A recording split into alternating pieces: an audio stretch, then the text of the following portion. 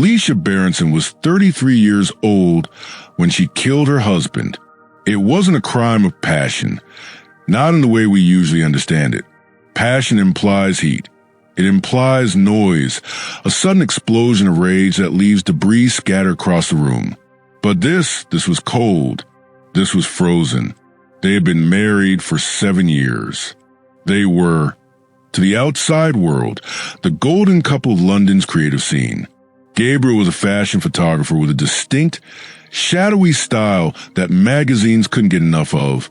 Alicia was a painter, a woman whose talent was only matched by her beauty, a beauty that seemed fragile, almost translucent, like fine china held up to a harsh light. They lived in a house with large windows overlooking a park, the kind of house that screams success, the kind of house that feels like a stage set for a perfect life. But on that sweltering August evening, the stage curtain fell. Gabriel came home late from a shoot. He likely unlocked the front door, tossed his keys into the bowl, perhaps called out her name, and Alicia was waiting for him. She shot him 5 times in the face. She didn't run. She didn't scream. When the police arrived, alerted by the neighbors who heard the gunshots, they found Alicia standing by the fireplace. The gun was on the floor. Her wrists were slashed, deep vertical cuts that bled onto her white dress, turning it into a canvas of crimson. She was alive, barely, but she was gone. From that moment on, Alicia Berenson never spoke another word. Not during the arrest. Not during the hospital treatment that saved her life. Not during the interrogation where detectives screamed at her, begged her, threatened her, and not during the trial. She remained absolutely, terrifyingly silent. The tabloids called her a monster. They called her a black widow. But to the rest of the world, she became something more mythic. She became the silent patient. Why? That is the question that haunts you, isn't it? It's the question that pulls at the loose thread of your sanity. Why would a woman who seemingly had everything destroyed in a hail of bullets? And why the silence? Is it guilt? Is it shock? Or is it something far more calculated? Is the silence a shield to protect herself? Or is it a weapon to punish the world? My name is Theo Faber. I am a forensic psychotherapist.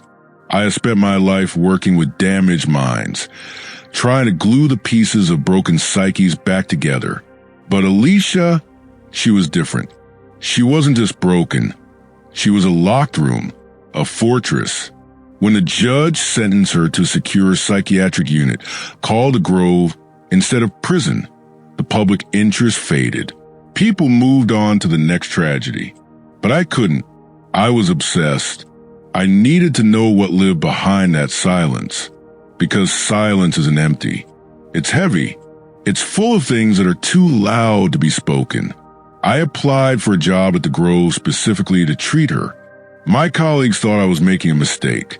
The Grove was a failing institution, a place of decay and underfunding, a warehouse for the forgotten. But I didn't care about the peeling paint or the smell of institutional bleach. I cared about the woman sitting in the corner of the recreation room, staring at the wall, refusing to acknowledge that she existed. The first time I saw her, it felt like looking into a deep, dark well. She was heavily medicated, drooling slightly, her hair unwashed and matted. She looked nothing like the glamorous artist from the newspapers. She looked like a shell, but then, for a fraction of a second, she looked up, and I saw it. I saw the intelligence burning in those eyes. I saw a rage that had been compressed into a diamond. She wasn't gone. She was just waiting. But where do you begin with someone who refuses to participate in their own story? You have to become a detective of the mind. You have to look at the clues she left behind before the silence descended. And the biggest clue was a painting. A few days after the murder, while she was under house arrest before the trial, Alicia painted one final self-portrait. It depicts her standing naked in front of an easel, holding a paintbrush that is dripping red. She titled it Alcestis. Alcestis, it's a Greek myth. A tragedy about a woman who agrees to die in her husband's place so that he can live. She sacrifices herself for him. And when she is eventually rescued from the underworld and brought back to the land of the living, she is silent. She never speaks to her husband again. Why that myth? Why that title? Was Alicia trying to tell us that she sacrificed herself for Gabriel? That she died long before she pulled the trigger? Or was it a message about betrayal? To understand the end, we have to go back to the beginning. We have to look at the diary. Because before the silence, Alicia wrote everything down. People keep diaries for many reasons. Some do it to catalog the mundane details of their day, what they ate, who they saw, the weather. Others do it as a form of prayer, a confession to a paper priest. But Alicia, she started writing to prove she wasn't crazy. Her husband, Gabriel, had been worried about her. He told her she was acting erratic, that she seemed depressed, that her moods were swinging like a pendulum in a storm. He suggested she write things down to calm her nerves. It was a loving suggestion, or so it seemed.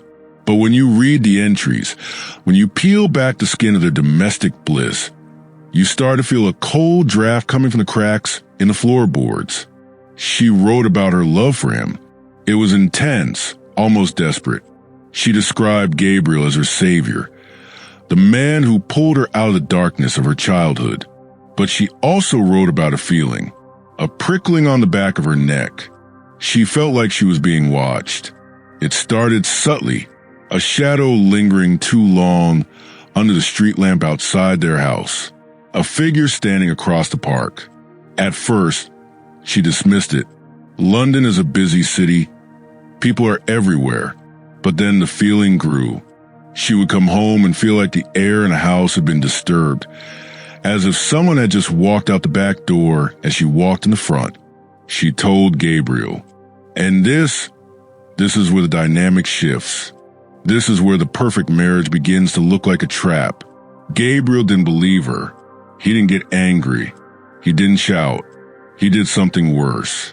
He soothed her with that condescending, pitying tone that makes you question your own reality. He told her she was stressed. He told her it was her artistic imagination running wild. He told her she needed to increase her medication. Gaslighting is a slow poison. It's tasteless and odorless. You don't know you're swallowing it until you're already choking. Alicia began to doubt her own eyes. Was there a man? Was there a watcher? Or was her mind finally fracturing, just like her mother's had? That's the other ghost in the room. Her mother. Alicia's mother died in a car crash when Alicia was a child. Alicia survived. It was a foundational trauma, the kind that cracks the bedrock of a personality. Gabriel knew this. He knew she was terrified of going mad. And every time he dismissed her fears, every time he looked at her with that mixture of love and concern, he was reinforcing the idea that she was broken. But she wasn't broken. She was right. There was a man. I know this because I have read the journal. I have scrutinized every word. And I know this because I am sitting across from her now in a sterile therapy room at the Grove, trying to coax that truth out of her throat. Alicia, I said softly, I know about the man. I know Gabriel didn't believe you. She didn't move. She stared past my shoulder, fixated on a stain on the wall. But I saw a twitch in her finger, a tiny, involuntary spasm. The body remembers what the mind tries to forget. I believe you, I said. That's the key, isn't it? Belief. It's the rarest currency in the world. When you're drowning in the deep end of your own psyche, you don't need a lifeguard. You need someone to acknowledge that the water is real. I decided to change tactics. If she wouldn't speak to me, I would speak to the people who knew her. I would reconstruct her life from the outside in. I became a detective, not of crime, but of character. I went to see Jean Felix, the owner of the gallery where she showed her work. He was a small, sharp man, like a bird of prey. He claimed to love Alicia, but there was a possessiveness to it. He loved her talent. He loved the money she made him. Gabriel destroyed her. Jean Felix told me, sipping espresso in his sleek, white office. He wanted a wife, not an artist. He wanted her to be small. He suffocated her genius with his domesticity. It was an interesting theory, the jealous husband stifling the brilliant wife. But it didn't explain the violence. You don't shoot someone 5 times because they want you to do the dishes. You shoot them because they have shattered your soul. Then I went to see Max, Gabriel's brother, a lawyer, slick, arrogant, smelling of expensive cologne and moral decay. He met me with hostility. He hated Alicia. He called her a succubus. He hinted that she was the one who was abusive, that Gabriel was a saint who put up with her madness for far too long. She killed him because she couldn't own him, Max said, his eyes cold. She was obsessively jealous. If she couldn't have him, no one could. 2 different narratives. The victim and the monster. Which one was true? Or were they both true? Back at the Grove, the pressure was building. My boss, Diomedes, was skeptical of my methods. He thought I was getting too close, that I was projecting my own issues onto the patient. And perhaps I was. We entered this profession to heal ourselves. After all, my own life, my own marriage, it wasn't as perfect as it looked.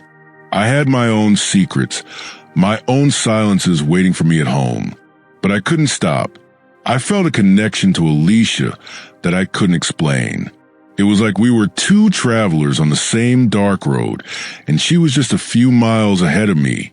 I managed to get her access to art supplies. It was a risk. The other doctors said she might use the brushes as weapons, but I argued that art was her language. If she wouldn't speak English, maybe she would speak in paint. She started painting immediately, feverishly. She didn't paint flowers or landscapes. She painted the interior of the Grove. She painted the nurses, the other patients. And then she painted me. It was a shock to see myself through her eyes. In the painting, I looked distorted. My face was shadowed, half hidden. It was as if she saw the mask I was wearing. As if she knew that I wasn't just a benevolent doctor trying to help. She knew I was hiding something too. And then came the attack. It happened in the common room. Another patient, Elif, a volatile, aggressive woman, had been taunting Alicia, poking the bear. She made a comment about Gabriel, a cruel, throwaway remark about how he was better off dead. Alicia moved with terrifying speed. One moment she was sitting still, the next she was on top of Elif, her hands around the woman's throat, squeezing with a strength that shouldn't have been possible for someone so frail. It took 3 orderlies to pull her off. I watched from the doorway, my heart hammering against my ribs. I saw the look on Alicia's face. It wasn't madness. It was pure, concentrated rage. It was the rage of someone who has been silenced for too long. This wasn't a fragile flower. This was a volcano. And I knew in that moment that if I wasn't careful, if I pushed the wrong button, I would be next. Following the attack on Elif, the administration at the Grove wanted to sedate Alicia heavily. They wanted to put her back in a zombie state. I fought for her. I argued that the violence was a breakthrough, a sign that the emotions were surfacing. It was ugly, yes, but it was communication. Diomedes gave me a week. 1 week to make progress, or she would be locked away in isolation, and I would be removed from her case. The clock was ticking. I dug deeper into the diary. I read about the weeks leading up to the murder. The tension in the house was palpable through the ink. Alicia wrote about Gabriel's distant behavior. He was coming home late. He was secretive with his phone. She suspected an affair? No, she wrote that she trusted him. But the doubt was there, swimming beneath the surface like a shark. And the watcher, he was getting closer. One entry described finding the gate unlatched. Another described a cigarette, but found in the garden, a brand neither of them smoked. The intrusion was escalating. I needed to find a connection between the watcher and the murder. Was it a stalker? Did he break in and kill Gabriel, and Alicia took the blame? It seemed unlikely. Her fingerprints were on the gun. She was found standing over the body. Unless the watcher forced her hand. I decided to visit the house. The crime scene. It had been empty for years, tied up in probate battles. I got the key from the estate agent, posing as a potential buyer. Walking into that house was like walking into a mausoleum. The air was stale. Dust motes danced in the shafts of light coming through those big, beautiful windows. I stood in the living room. I looked at the fireplace where she had stood. I looked at the spot where Gabriel had been tied to the chair. Tied. That was a detail often overlooked. Gabriel was bound with wire before he was shot. Why would a wife tie up her husband before shooting him? If it was a sudden snap of rage, she would have just pulled the trigger. Binding him implied premeditation. It implied torture. It implied a conversation. You don't tie someone up unless you want them to listen. I closed my eyes and tried to imagine the scene. The heat of the summer night, the smell of fear, the silence before the shots. And then I heard a noise upstairs. My blood ran cold. The house was supposed to be empty. I walked up the stairs, the wood creaking under my feet. I moved toward the master bedroom. The door was ajar. I pushed it open. There was no one there, just an empty bed frame and the ghost of a marriage. But on the floor, in the corner, was something that didn't belong. A small, crumpled piece of paper. I picked it up. It was a receipt, recent, dated 2 days ago. Someone else had been here. Someone else was visiting the shrine. I left the house, my mind racing. Who was still coming here? Was it the brother Max? Was it the gallery owner? Or was it the watcher? I realized I was in danger. I was poking a sleeping beast. But I couldn't stop. I went home to my wife, Kathy. I needed to ground myself. I needed to feel the normalcy of my own life. Kathy was in the kitchen, cooking dinner. She looked beautiful. She smiled at me, asked about my day. I kissed her, breathing in her scent. I loved her so much it hurt. But even in that embrace, I felt the shadow. You see, I haven't been entirely honest with you about my own life. I told you I became a therapist to heal myself, but I didn't tell you what I was healing from. I was healing from betrayal. Months ago, I found out Kathy was having an affair. I didn't confront her. I couldn't. I was terrified she would leave me. I became a spy in my own marriage. I checked her emails. I followed her. I watched her laughing with another man in a cafe. A laugh she never gave to me anymore. The pain of that betrayal. It changes you. It hollows you out. It makes you understand things you didn't want to understand. It made me understand Alicia. I looked at Kathy, slicing vegetables, humming a tune, and I wondered, is this what Gabriel did? Did he smile at Alicia while thinking of someone else? Did he come home to her after being with his lover, carrying the scent of betrayal on his skin? If he did, then I understood why Alicia shot him. I understood the rage, because I felt it too. Every time I looked at the man Kathy was sleeping with, I wanted to destroy him. This is the dark secret of therapy. We use our patients to explore our own demons. Alicia Berenson wasn't just a patient to me. She was a proxy. She did what I couldn't do. She punished the betrayer. I went back to the Grove with a new energy. I wasn't just investigating a crime anymore. I was investigating the nature of love and hate. I sat down with Alicia again. She looked tired. The painting of the hospital was finished. It was dark, chaotic, brilliant. Alicia, I said, I know about the betrayal. I know what it feels like. She looked at me, really looked at me.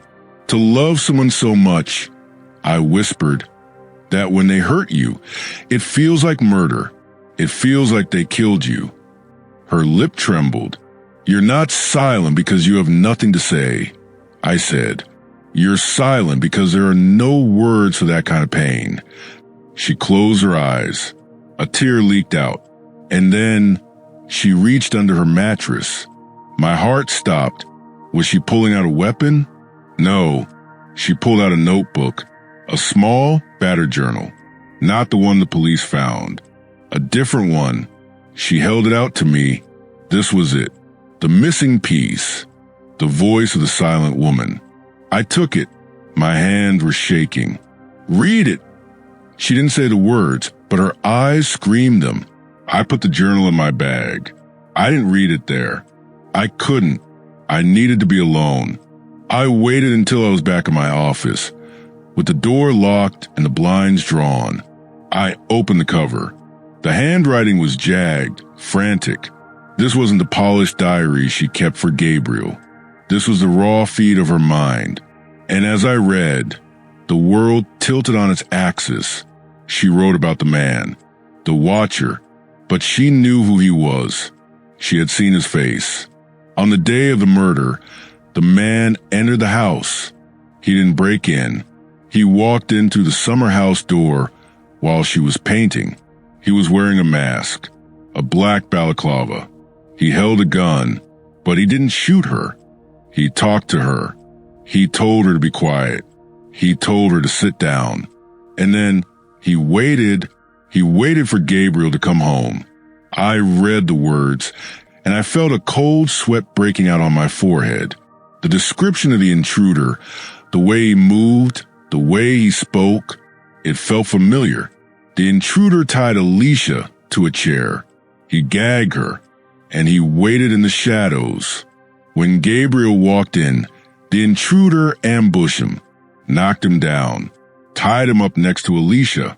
So there they were, husband and wife, bound together, at the mercy of a masked stranger. And then the intruder played a game. He pointed the gun at Gabriel's head. "I'm going to kill one of you," the intruder said, "and I'm going to let the other one live. You choose." He looked at Gabriel. "Do you want to live, or do you want her to live?" This was the moment, the test. Alicia wrote that she looked at Gabriel. She loved him. She was willing to die for him. She was screaming behind her gag, begging the man to take her, to spare her husband. She was Alcestis. And Gabriel? Gabriel looked at the gun. He looked at Alicia, and he started to cry. "I don't want to die," he sobbed. "Please, I don't want to die." The intruder cocked the gun. "Choose." "Take her," Gabriel whispered. The words were quiet, but they shattered Alicia's world. "Take her. She's not well. Take her. Let me live." The intruder laughed. A cold, harsh sound. He lowered the gun. He untied Alicia. "You see," the intruder said to her. "You see who he really is?" And then the intruder walked out. He fired the gun into the ceiling, bang, just to scare them. And he left. He left Alicia standing there, alive, with a husband who had just condemned her to death. Gabriel sat there, weeping, broken, exposed. He was a coward. He was a traitor. Alicia picked up the gun. She didn't shoot the intruder. She looked at Gabriel, the man who promised to protect her, the man who traded her life for his own. "He killed me," she wrote. "So I killed him." She shot him 5 times. She obliterated the face of the man who betrayed her. I put the journal down. I couldn't breathe. It all made sense. The silence was a refusal to speak to a world that allowed such betrayal. Alcestis didn't speak because there were no words left. But there was one final question. Who was the intruder? Why did he do it? Why did he stage this cruel test? It wasn't robbery. It was psychological torture. It was designed to destroy a marriage. I turned the page. Alicia had written one last entry. Today's date. "I know who he is," she wrote. "He is here. He is reading this. He is my doctor."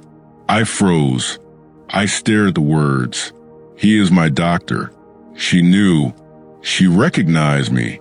You need to understand, I am Theo Faber. I am the narrator. I am the therapist. But narrators can lie. Let me tell you the truth. The truth I have been hiding from you for the last hour.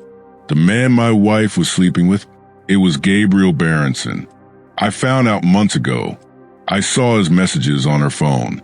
I followed him. I watched his house. I saw his beautiful wife, Alicia. I saw how he treated her, like a doll, like a burden. I hated him. I hated him for taking my wife. I hated him for hurting his own. I wanted to destroy him, not kill him, but destroy him. I wanted to expose him for the coward he was. So I put on the mask. I broke into the house. I was the intruder. I was the one who tied them up. I was the one who offered the choice. I wanted Alicia to see the truth. I wanted her to know that her husband was garbage. I wanted to blow up his life the way he blew up mine. I didn't think she would kill him. I swear, I left the gun to scare him. I thought she would leave him. I thought she would tell the police he was a coward. When I heard she shot him, I was horrified. But then she went silent, and I was terrified. Terrified she would speak. Terrified she would describe my voice, my eyes. So I went to Grove. I became her therapist. Not to cure her, to silence her. I needed to know if she remembered me. I needed to see if the drugs had wiped her memory. And for months, I thought I was safe. She looked at me with blank eyes. But she was playing me. She knew the whole time. She recognized my eyes. She recognized the cadence of my voice. She wrote that journal entry for me to find. It was a trap. She was waiting for me to read it. I stood up. The room felt like it was spinning. I had to get out. I had to leave the country. But first, I had to finish it. I went to her room. She was waiting for me. She was sitting on the bed, looking calm, victorious. "Hello, Theo," she said. Her voice was raspy and used, but strong. "You read it," she said. "Alicia, you killed him," she whispered. "You pulled the trigger. You just used my hand." She was right. I created the situation. I broke her mind. I handed her the weapon. "I'm going to tell them," she said. "I'm going to tell everyone." She reached for the buzzer to call the orderlies. I couldn't let her do that. I had my wife back. Kathy and I were happy again. We were trying for a baby. I couldn't go to prison. I couldn't lose everything. I reached into my pocket. I always carried a syringe of morphine for emergencies. "I'm sorry, Alicia," I said. She looked at me. She didn't scream. She didn't fight. She looked at me with pity. "You're just like him," she said. "You're just another coward." I injected her. She slumped back onto the pillows. Her eyes fluttered closed. "Sleep?" I whispered. I arranged her hands. I made it look like she had fallen asleep reading. I took the journal. I walked out of the room. I walked out of the Grove. I went home. Alicia Berenson never woke up. The morphine caused significant brain damage. She is in a permanent vegetative state. She is silent forever now. I won. I destroyed the evidence. I silenced the witness. I kept my wife. But winning feels a lot like dying. I sit here now, looking out at the snow. I catch snowflakes on the glass. I think about Alcestis, the woman who died for love. Alicia didn't die for love. She died for the truth. And me? I am the man who killed the truth. I check the news every day. I wait for the knock on the door. Because you can silence a patient. You can burn a diary. But you cannot silence the voice in your own head. And my voice, it screams. It screams all night long.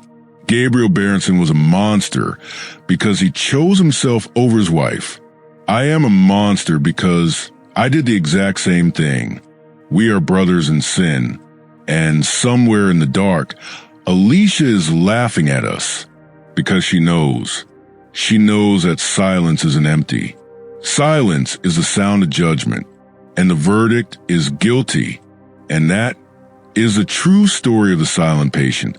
A story not about a woman who wouldn't speak, but about a man who wouldn't listen to his own conscience.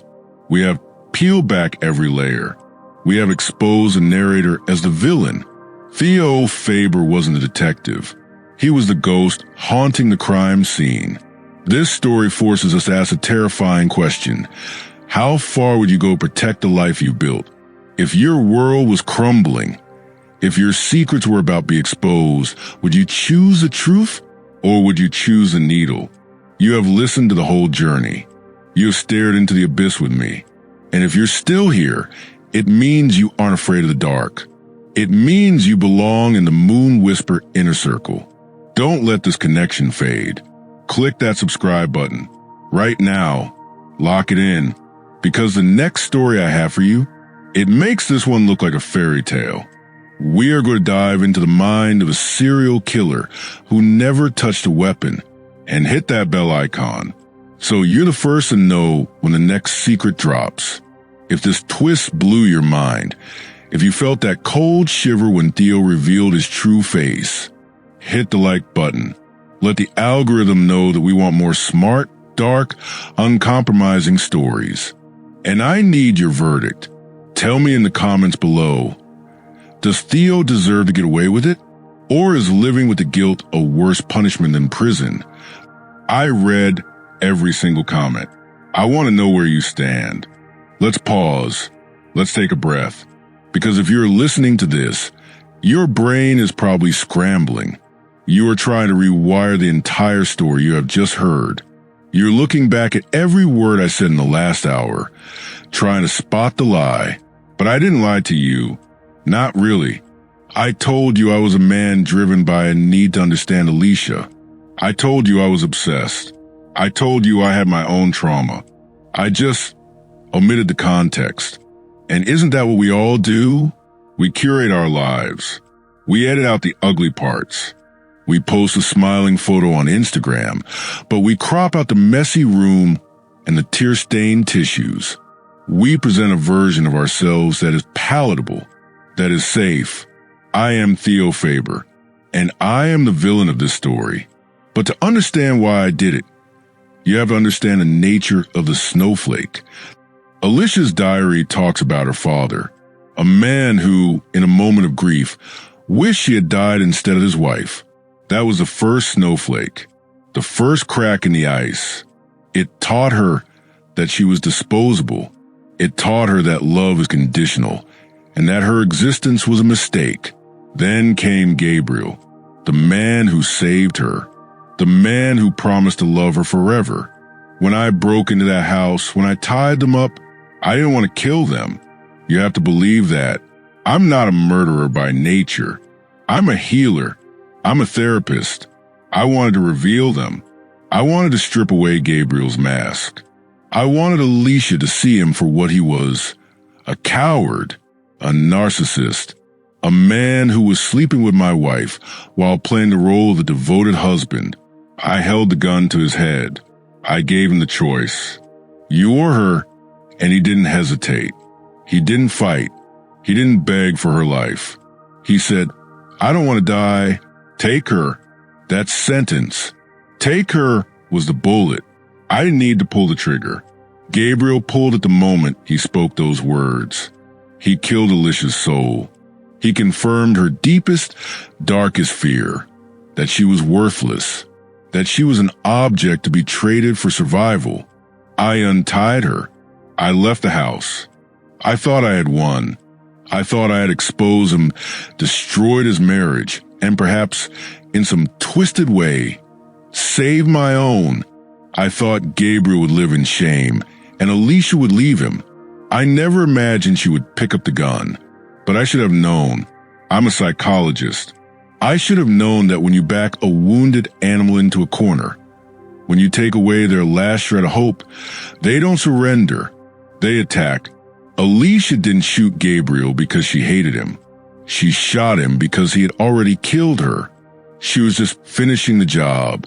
She was balancing the equation. And then the silence. The silence wasn't a symptom of shock. It was a sentence. It was a judgment. She refused to speak to a world that produced men like Gabriel. She refused to participate in the charade of civilization where husbands sacrifice wives to save their own skin. Alcestis, the Greek heroine who dies for her husband and comes back silent. Alicia was Alcestis. She had died, and the shell that remained, the silent patient, had nothing left to say to us until I walked into the grove. Why did I go there? Why did I risk everything to treat her? Hubris, arrogance. I told myself it was to help her, but deep down, I want to know if she remembered me.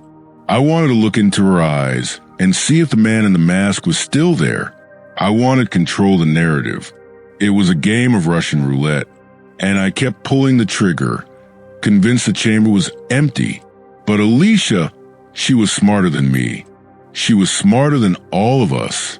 She recognized me, not immediately, but my voice, my eyes, the way I smelled, it triggered the memory, and she began to play me. She gave me the diary, the fake diary, the one where she pretended she was crazy, pretended she was hallucinating. She wanted to see if I would use it. She wanted to see if I would play the role of the savior. And when I did, she knew. She trapped me. And now we are at the end. The final therapy session. I am in her room. She has just told me she knows. She has just told me I am the killer. You killed him, she whispered. You pulled the trigger. You just used my hand. She is right. Legally, she is a murderer. Morally, psychologically, the blood is on my hands. She reaches for the panic button. She is going to call the orderlies. She is going to tell the world. And I have a choice. The same choice Gabriel had. Me or her. If she speaks, my life is over. I go to prison. I lose my wife. I lose my career. I become the monster. If I silence her, I survive. I look at her. I look at this broken, brilliant woman who has suffered more than anyone should have to suffer. I feel a wave of pity for her and a wave of hatred for myself.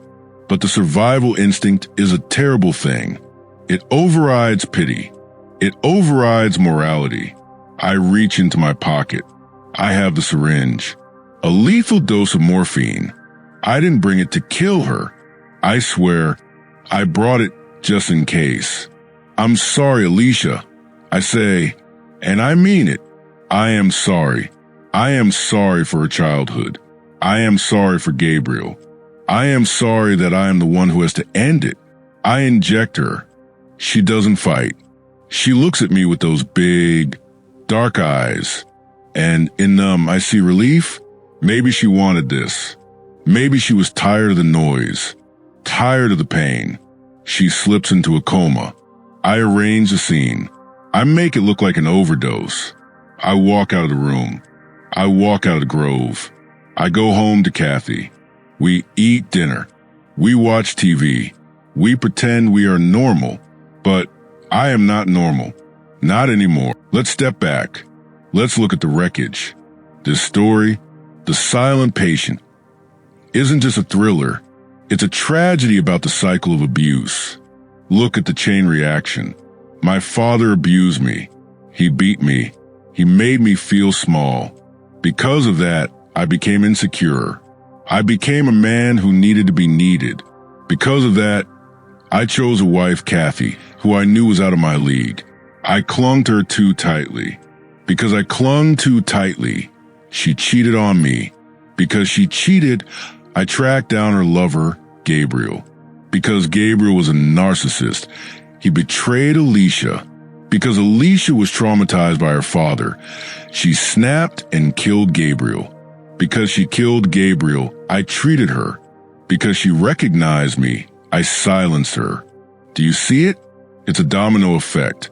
One act of cruelty, Decades ago, knocking down life after life after life. We think we are autonomous. We think we make our own choices. But we are all just reacting to the wounds inflicted upon us by the people who were supposed to love us. Alicia Berenson is the ultimate victim of this cycle. She absorbed all the poison. Her father's poison, Gabriel's poison, my poison. She became the vessel for all our sins. And in the end, she paid the price for all of them. Is she dead? No. She is in a coma. She is alive, but she is gone.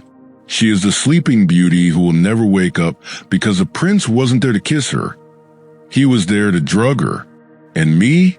I am free. The police ruled it a suicide attempt. They think she couldn't handle the guilt of killing her husband. Case closed. I am still working as a therapist. I am still helping people. Isn't that ironic? The man who broke a woman's mind is now paid to fix others. I sit in my chair, listening to my patients talk about their mothers, their fathers, their fears. And I nod. I offer insights. But inside, I am screaming. I am screaming because I know that we are all just one bad day away from being Alicia, one betrayal away, one moment of weakness away. The line between the sane and insane is not a wall. It is a line drawn in the dust, and the wind blows it away very easily. Sometimes, late at night, I look at the snowflake outside my window. I think about how delicate it is, how unique, and how quickly it melts when you touch it. Alicia was a snowflake, and I crushed her. But here is the final twist, the sting in the tail. I told you I got away with it. I told you I was safe. But remember the diary? The real diary? I took it. I put it in my bag. I thought I was smart, but I made a mistake, a small human error. When the police searched the house, when they searched Alicia's room after the overdose, they found something I missed. They didn't find the diary. I have that, but they found a letter Jean Felix, the gallery owner, had sent to Alicia weeks ago, a letter warning her about me. He suspected me. He knew I was obsessed with her art. He knew I had visited the gallery and asked strange questions. And the police? They are starting to ask questions too. Yesterday, Detective Allen came to my office. He didn't arrest me. He just asked a few things. About my timeline. About why I was so eager to treat Alicia. He looked at me with those cold, policeman's eyes. And he said, "It's funny, Dr. Faber. Alicia never spoke to anyone, but she seemed to speak to you." My heart hammered against my ribs. She trusted me. I said, "Did she?" the detective asked. "Or was she afraid of you?" He left. But he'll be back. The net is closing. I can feel it. And the irony is perfect. I spent my whole life trying to be heard, trying to be seen, trying to escape the shadow of my father. And now I pray for silence. I pray that no one speaks. I pray that the secrets stay buried. But secrets, they're like seeds. You bury them and they grow. They grow in the dark, twisting and turning until they break through the surface. I am not the narrator anymore. I am the suspect. And soon, I will be the patient. I will be the one sitting in the chair, staring at the wall, refusing to speak. Because what is there left to say? I loved a woman who didn't love me. I destroyed a woman who didn't know me. And I lost myself in the space between them. The silent patient wasn't Alicia. It was me. It was always me. So what is the lesson here? What do we take away from this wreckage? Is it that love is dangerous? Is it that therapy is a sham? No. The lesson is about the truth. We spend so much energy hiding from the truth. We hide from the truth about our partners. We hide from the truth about ourselves.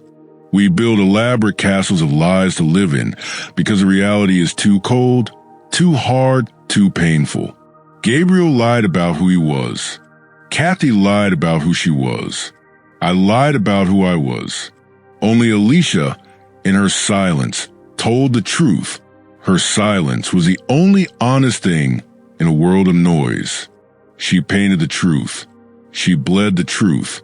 And we killed her for it. Because society cannot handle the naked truth. We need the mask. We need the Tate May, the polite fiction. If we all walked around saying exactly what we felt, if we all acted on our deepest impulses, the world would burn.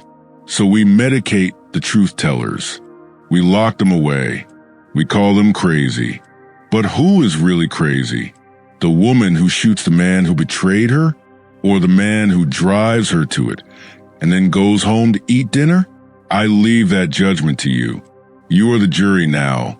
I have given you my confession. I have given you the evidence. You decide. Am I a monster? Or am I just you? Think about it. Think about the anger you swallow, the jealousy you hide, the revenge fantasies you play out in your head while you're stuck in traffic. You don't act on them. Not yet, but you have the capacity. We all do. We all carry a gun in our pocket. We just haven't found the right reason to pull out yet. Alicia found her reason. I found mine. What will be yours? The snow has stopped falling. The city is quiet. I am going to turn off the recording now. I am going to go sit with my wife. I am going to hold her hand. And I am going to wait for the knock on the door. It's coming. I know it is. And when it comes, I will be ready. I won't run. I won't fight. I will just be silent. Because finally, I understand silence isn't empty. Silence is the only way to survive. You have just walked through the mind of a killer. You have seen how a man can justify the unjustifiable. How a healer can become an executioner. This was the silent patient. A story that proves the scariest monsters aren't hiding under your bed. They are sitting in the chair across from you. They are holding your hand. They are listening to your secrets. If this story messed with your head, if that final twist made your stomach drop, then you are exactly where you belong. You are one of us. The world is full of people who want the happy ending, who want the Disney version. But here, at MoonWhisper Tales, we don't do happy endings.